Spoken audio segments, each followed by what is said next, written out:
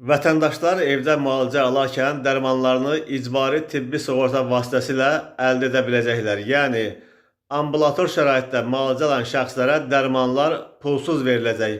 Nazirlər Kabineti əhalinin dərman vasitələri ilə təminatının yaxşılaşdırılması, dərman təminatının tənzimlənməsinə dair bir sıra qərarlar qəbul edib. İcbari tibbi sığorta üzrə Dövlət Agentliyindən verilən məlumata görə yeni qaydalar vətəndaşların evdə istifadə olunan dərmanların icbari tibbi sığorta hesabına təmin edilməsi ilə bağlı mexanizmin normativ çərçivəsini müəyyən edir.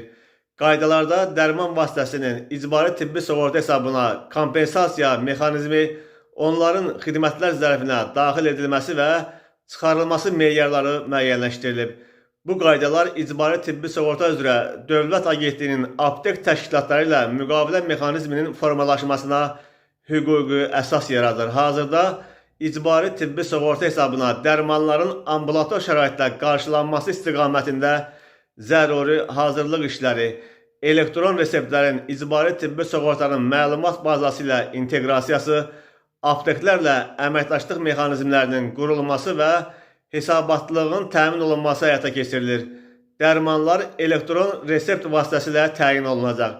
Elektron reseptlər vasitəsilə təyin olunmuş dərman vasitələrini pasiyentlər agentliklə müqaviləsi olan özəl təşkilatlardan, yəni apteklərdən ala biləcəklər. İcbari tibbi sığorta çərçivəsində ambulator şəraitdə müalicə üçün pasiyentlərə verilən dərman vasitələrinin siyahısı hazırlanacaq.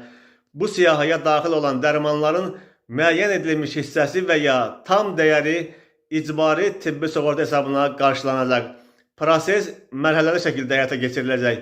İcbari tibbi sığorta üzrə Dövlət Agentliyi 1-ci il ürək-damar sistemi xəstəlikləri, 2-ci il həzm sistemi, növbəti ildə isə tənəffüs sistemi xəstəlikləri üçün dərman vasitələrini sığortaya daxil etməyi hədəfləyir. Siyahı hər rübün ilk ayının 15-nə kimi yenilənəcək və yenilənmiş siyahı agentliyin rəsmi internet səhifəsində yerləşdiriləcək. Qeyd edək ki, ambulator şəraitdə verilən dərmanların icbari tibbi sığorta təminatına alınmasında əsas məqsəd əhalinin müxtəlif xəstəliklər üzrə ağırlaşma halları olmadan, stasionar yatış yaxud cərrahi əməliyyata alınmadan müalicə almasını təmin etməkdir.